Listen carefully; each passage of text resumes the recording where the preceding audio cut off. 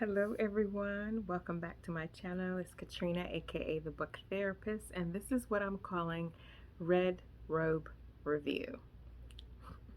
Oh, my husband thinks I'm so silly. But anyhow, today I am going to be reviewing this book, Mrs. Wiggins. If you want the spoilers, stay tuned.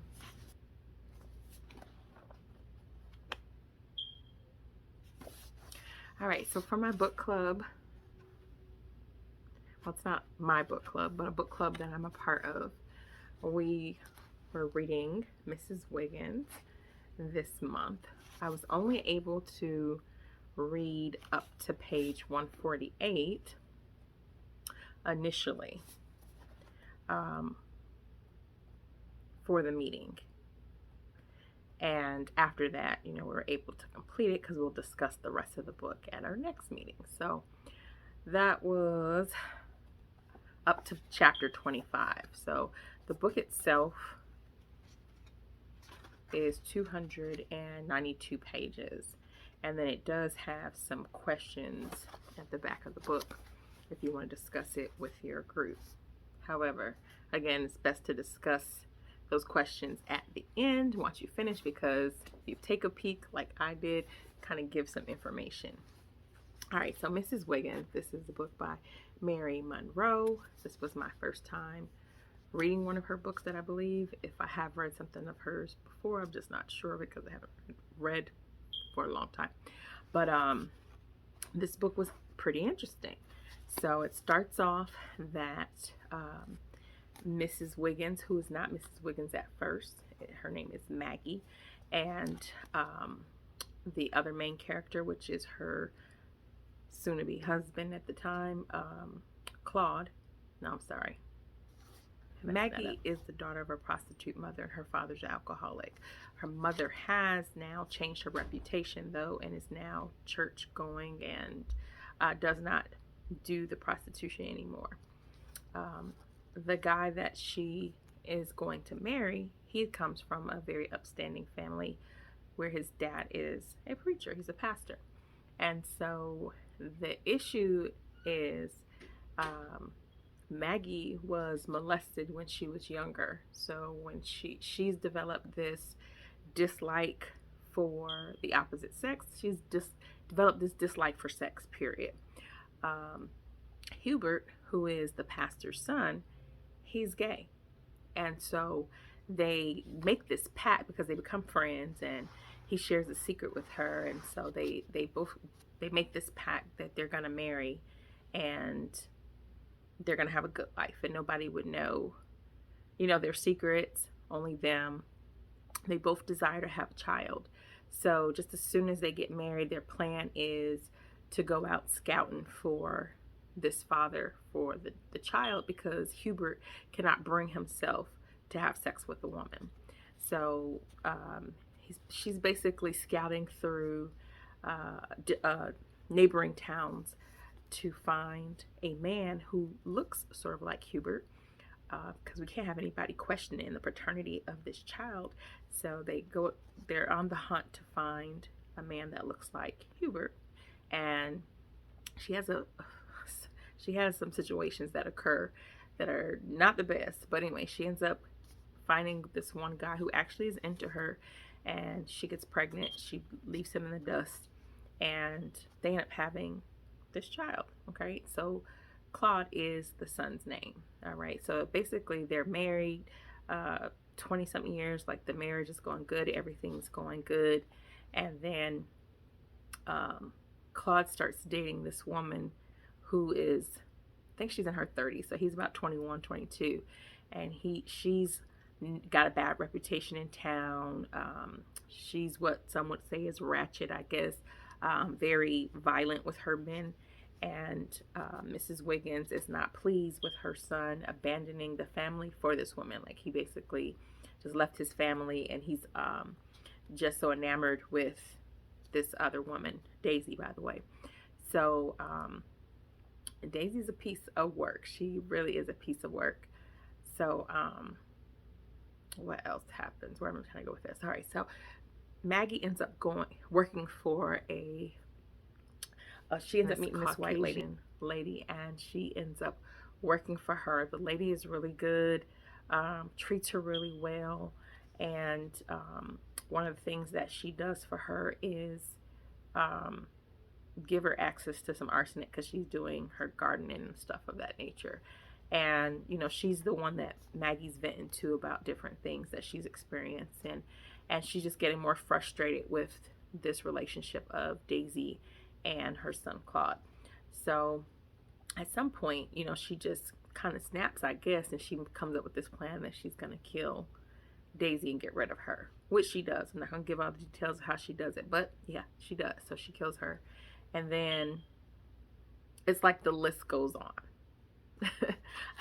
Like, I gave enough away, but the list goes on, where it's like this whole killing spree kind of continues as people get in her way, or they impact the lives of people she loves or care for. Then she's already thinking like, I got you, I got you.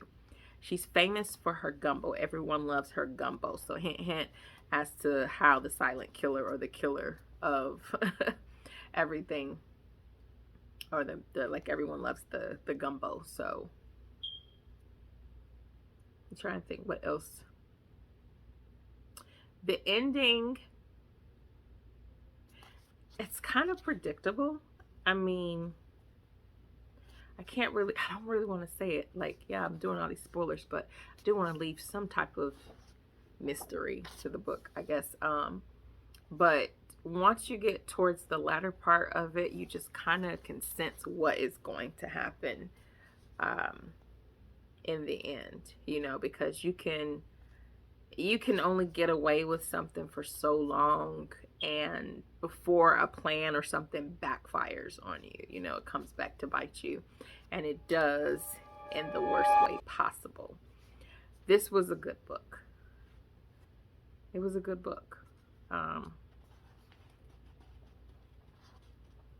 Like, it takes place in the early 1900s. So yeah, like 1917 is when it starts. So this is like part 1, 1917 through 1936. And I think like part 2 was, 1936 through 1939. I don't remember if there was another, like a part 3. I think that was pretty much it. So everything ends in 1939. But Mrs. Wiggins was a trip. Another problem that occurred was they decided, how they decided to, marry each other to help each other out with their different issues. Her not liking sex, the other guy, the husband, liking men, not liking women.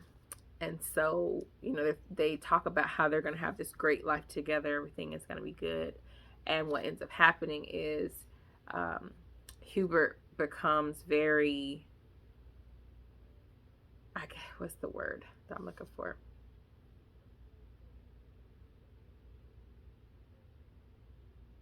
Hubert becomes dissatisfied with their current situation.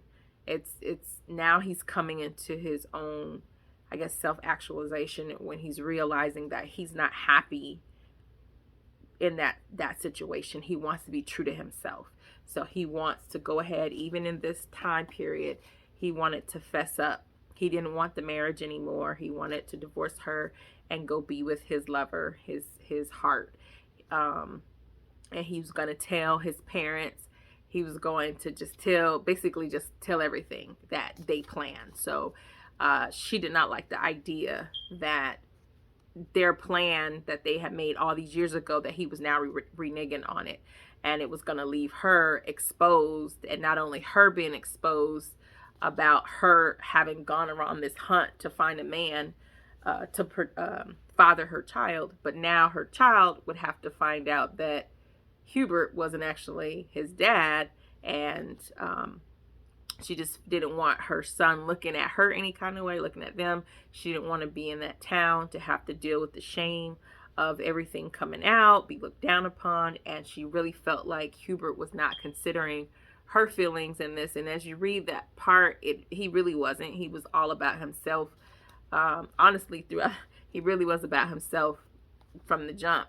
But you really see it at this part in the story where he is basically like, to heck with your feelings. This is just how I feel. I'm ready to live my truth with my man. He's going to confess to his family.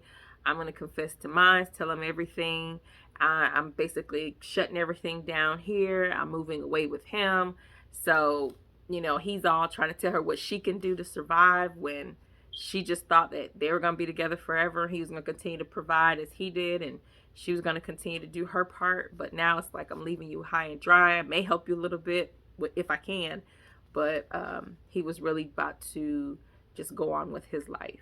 And so I really found that interesting. So if you can imagine what a woman's scorn feels like when that happens, then you kind of know where her mindset shifted at that point when he was talking about leaving her high and dry.